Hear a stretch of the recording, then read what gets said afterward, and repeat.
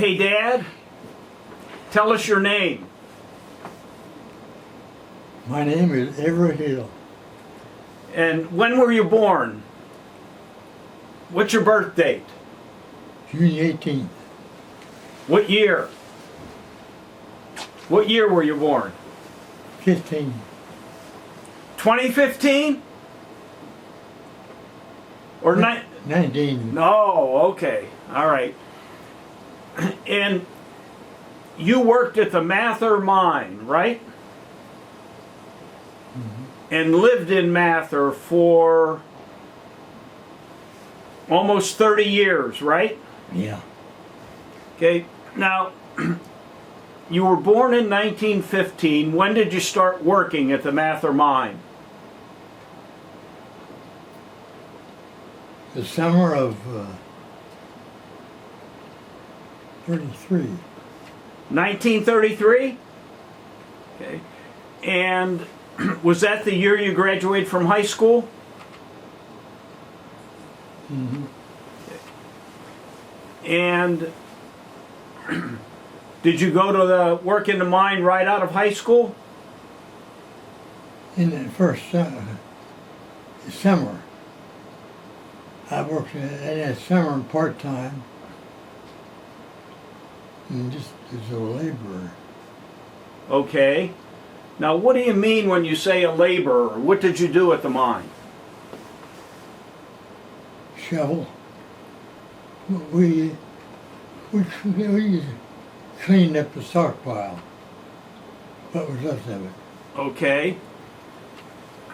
We'd go around scraping the coal up in a pile and put it all in one big pile.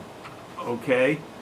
And did you have any relatives working at the Mather mine when you went to work there in 1933?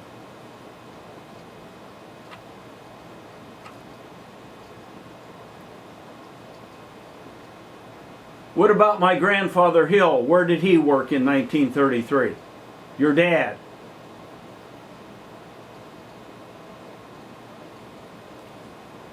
He was a foreman Where?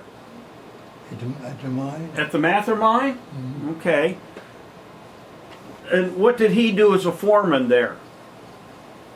What did he do as the foreman? Well, at first he could hire men and fire them. Okay. He just saw, that everything went all right. Okay. So he was making sure that everybody did their jobs, huh? Yeah. Okay. Now, after you started working full-time at the mine, what did you do there? When you started working full-time?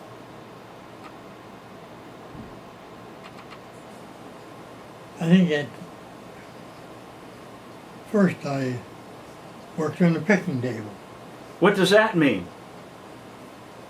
Well, they would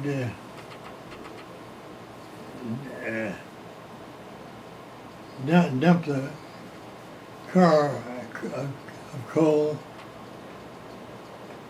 It would come on down to a table. It revolved.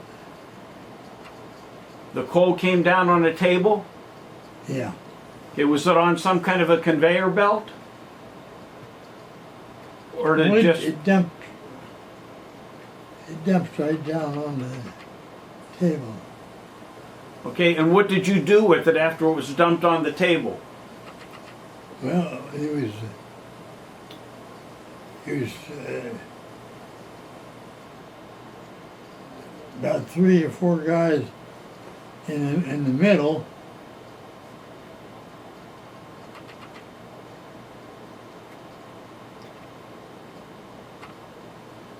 And I worked on one side. Okay, but what did you do there? Just picked the slate out. Pick the slate out? Uh-huh. Okay. There were sheets there that went down to a conveyor. The coal then went down through the chutes? Or the slate did? slate.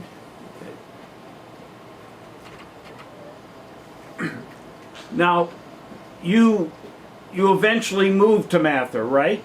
Mm-hmm. And what street did you move to?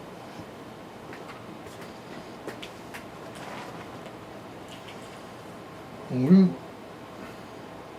moved to 8th Street.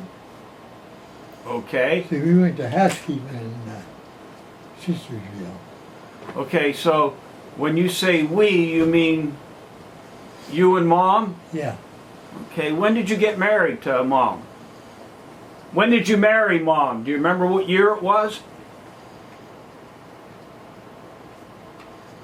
Oh, Now, if you can't remember that year, Mom's looking down and she's going to put a curse on you. Was it 1939? The year you got married? no, I can't think. Okay, I think it was 1939. And so you and Mom first lived in Jefferson, Sistersville, right? Mm-hmm. And then you moved to a house in Mather. Do you remember how much you paid for it?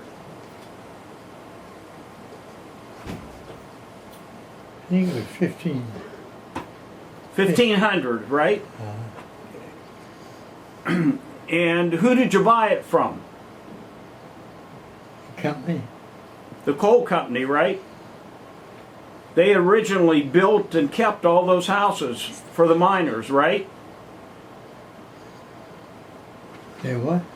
They had originally kept those houses for the miners, right? The coal company did?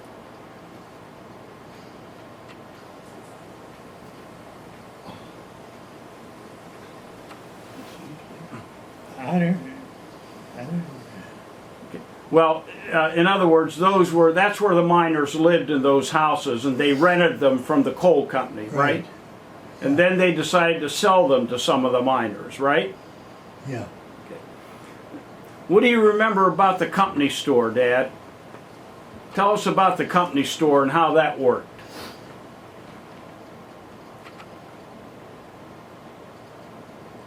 Well, you purchase something at the company store, and they would record that. Then the payday, they deducted what you bought at the company store. Okay, they deduct that from your paycheck? Yeah. I can remember Mom used to say there were some families in Mather that never got anything in their paycheck because it was all spent at the company store. Is that right? Yeah. Wow.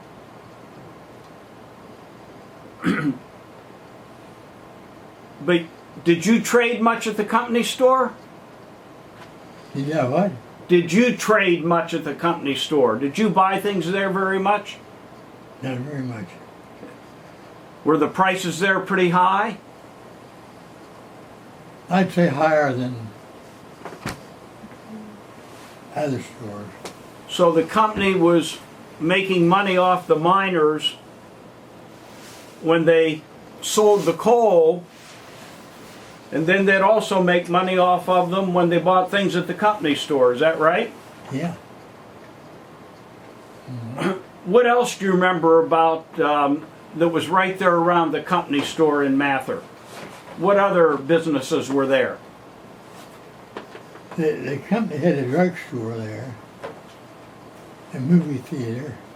Okay.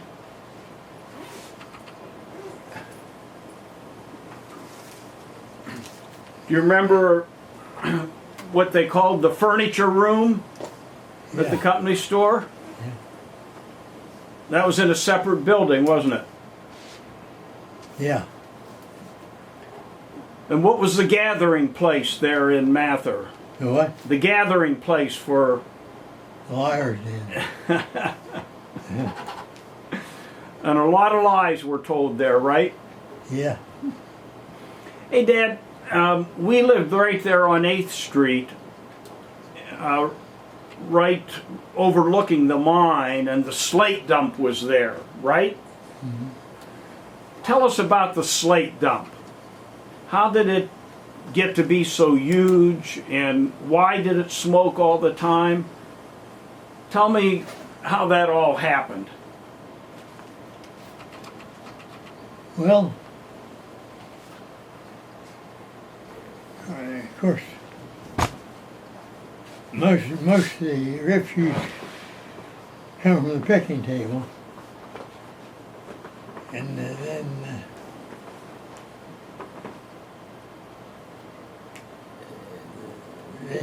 they had a slate mill, and they had they used to call them ukes trucks. Ukes? Ukes, yeah. What did that stand for? Was the company that built them the Euclid Company? Euclid? EUCLID? Yeah. Right. Mm-hmm. And one of your brothers drove the Uke, right? Yeah. Which one? Bill. Our Uncle Bill, right? Why did the slate dump, why was there always smoke and vapor coming off of it? Well, I don't know what you call it, but kept piling up there, and then caught on fire some way. There's enough. Yeah, so there was Enough coal in a slate to make a red dog. okay, and that's now tell us about Red Dog. What does that mean? It means that when it caught on fire, of course the slate wouldn't burn, so it just lay there and smoldered and burnt and got hot. Okay. And then it turned into the Red Dog? Turned into the Red Dog then? Yeah. Mm-hmm. And Red Dog was a kind, was just a bunch of stones, correct? Yeah. Okay. And what did they use that for? No, roads. Is that where the term Red Dog Road comes from? Yeah. Hey, Dad, as you worked in the mine over the years, do you remember some of the names of the fellows you worked with?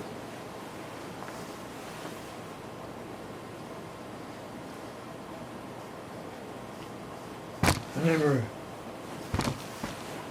a guy from Lippincott, his nickname was Ding.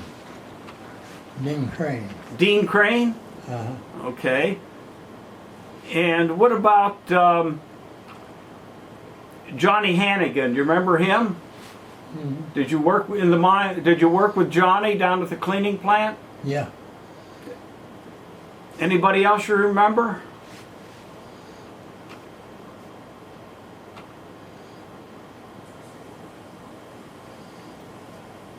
Oh. How about Louis Hughes? Yeah, he worked there too. Did you, after the shift, did you and Louis occasionally have a little nip out of the bottle? You remember that? I don't remember not going straight home after work. Okay, all right. So you generally went straight home. Oh yeah. Okay. Hey, Dad, you talked a little bit about the company store and how they would deduct what you spent at the company store from your paycheck. How did you get paid in the early days of the Mather mine? Cash. No checks, just cash, huh? Mm-hmm. Do you remember when they switched to checks? Or did they ever switch to checks? Did they ever switch to checks rather than cash? Yeah, they switched the checks in. Okay. Do you remember any of the guys that worked up in the mine office? Yeah, Joe Gallagher, Alan Crane. He ran the office. Alan did? What about Chutch Broadwater? Did he work in the office when you were there? Yeah. Okay. Do you remember any of our neighbors in Mather?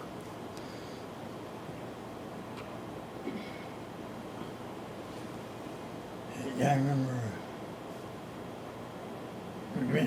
Mr. Robinson. He lived 2 houses down from us. Bob Boyd lived on the corner. And Yurik's lived across the street. Rierick? Uh, Do you remember the time the Boyd's house caught on fire? yeah. That was something, wasn't it? Hey, Dad, tell us about the time that you got covered by coal from the coal that came off the slate dump. Tell us how that happened. Well, the dozers would push it up to a special belt. To a belt? Mm-hmm. And then what happened? And then there was a main belt they pushed it on. It was like a box with a hole in it. And this day,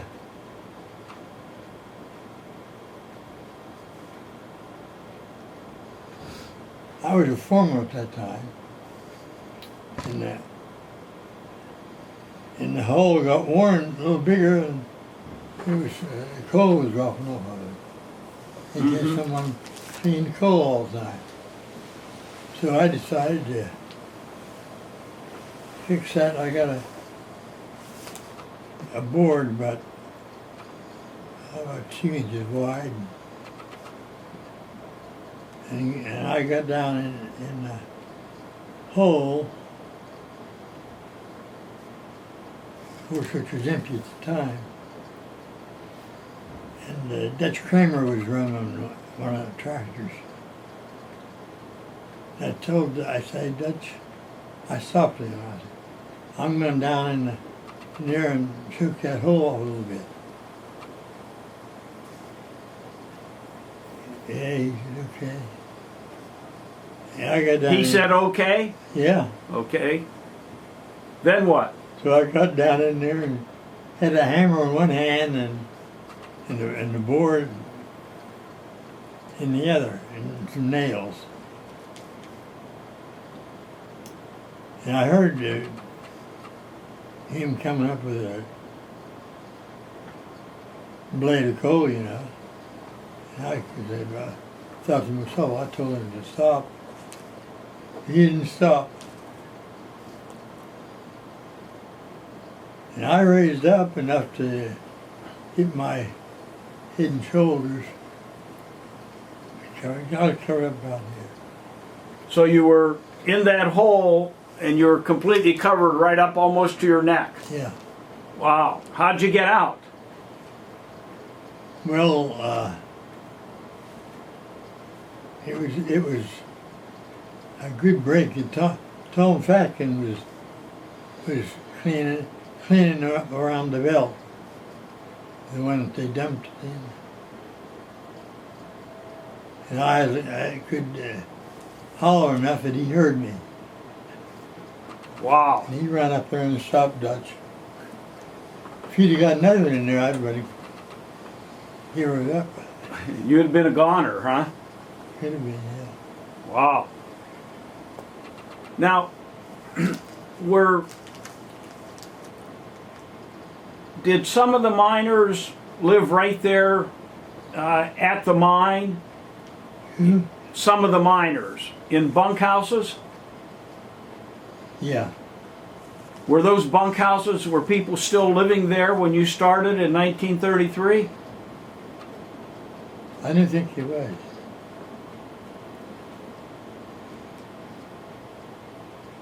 So they had been empty by that time, huh? Yeah, most people that lived there first, and they rented them. Then they'd get married later. Then they'd be empty. Okay. And when in the 40s and 50s, had most of the houses in Mather been sold to the miners at that point, or did the mine still own some of them? I think by that time they'd sold all of them. Okay. People lived in them and got a first chance. Right, right. But when you bought the house on 8th Street, you didn't rent it first, you just bought it, right?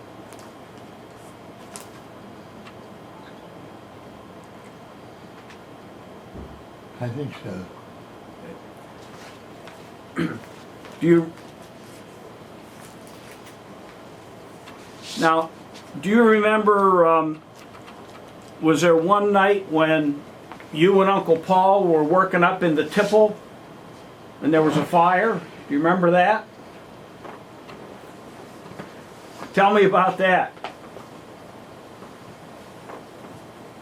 Well, of course they were using a hoist, and I think someone in town put the alarm in. See, at that time you could see the flame with the bearing. Now, tell us what the tipple was. Explain the tipple to us. Well, that was one tipple. One is the one that brought the hoisted the coal out, and the other one was where the men went in and out. Okay. Just like we always call them cages. So they went down like an elevator and came up like that?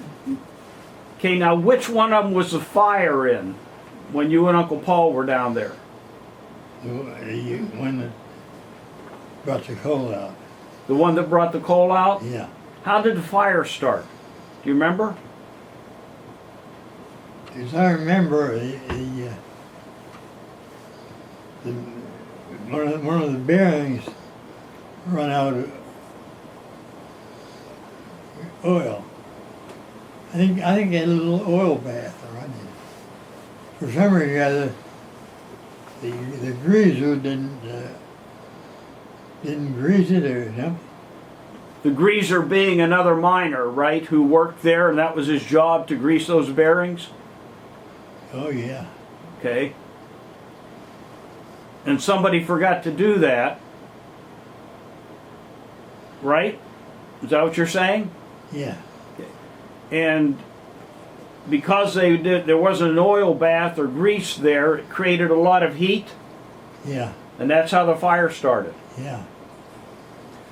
Now, where were you when it started?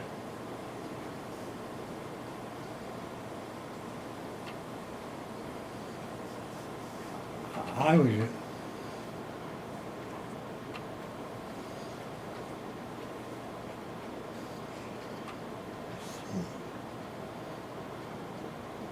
It was you and Uncle Paul, right? Well, we went up the steps, right? The steps went. You went up the steps before the fire started or after it started? After. Okay. That was on midnight shift, right? Because I can remember being wakened up and going out and seeing that fire. Evidently, yeah. Yeah, so that would have been on midnight shift. Hey, Dad, tell us what would happen if a miner got hurt or killed while working. What would happen at the mine? What would alert people? And Of course. First the engine near at the man line, he started to blow the whistle, you know. But people was always used to hearing the whistle, you know, just continuous blast. Just this day, the engineer just gives short, and people needed something wrong. So that was so if somebody was hurt in the mine, usually it was a continuous blast of the siren, or was it the short burst of the siren when somebody got hurt? Yeah. Okay.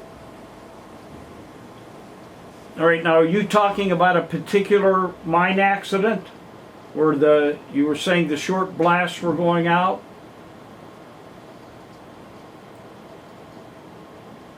When you said this particular day?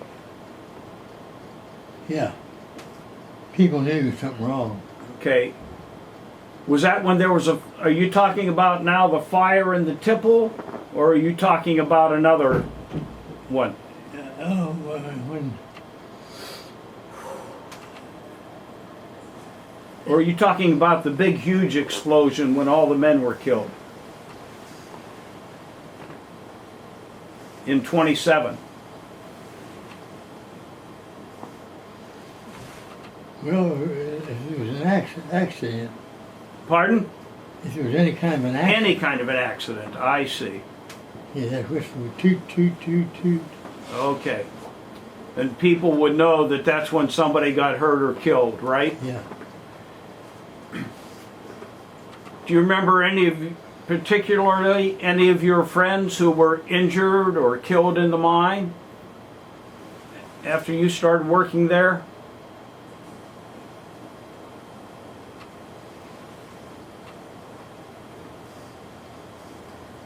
Yeah, I usually knew was acquainted with them.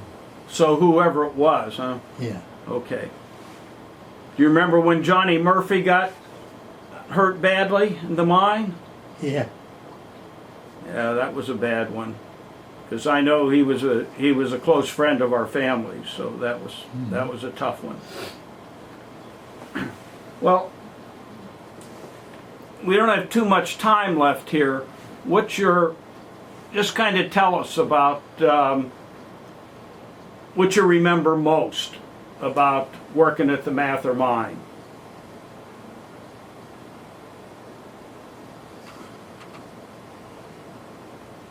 Or tell us how it happened when the mine shut down, when it closed down for good. Tell us how you found out about that was going to happen. It'd been rumored, you know.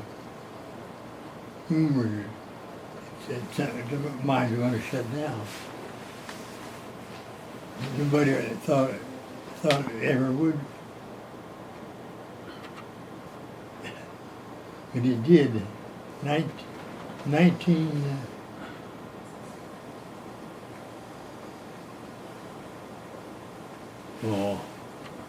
Was it 64 or 65? 64. Wow. And then you eventually went to work at the Salinas mine up in Indiana County, right? Yeah. Okay. Well, Well, I went up there right away. Yep. You got a family to take care of, right? Yeah. Thanks, Dad. This was great. I'm sorry I didn't remember the fine points.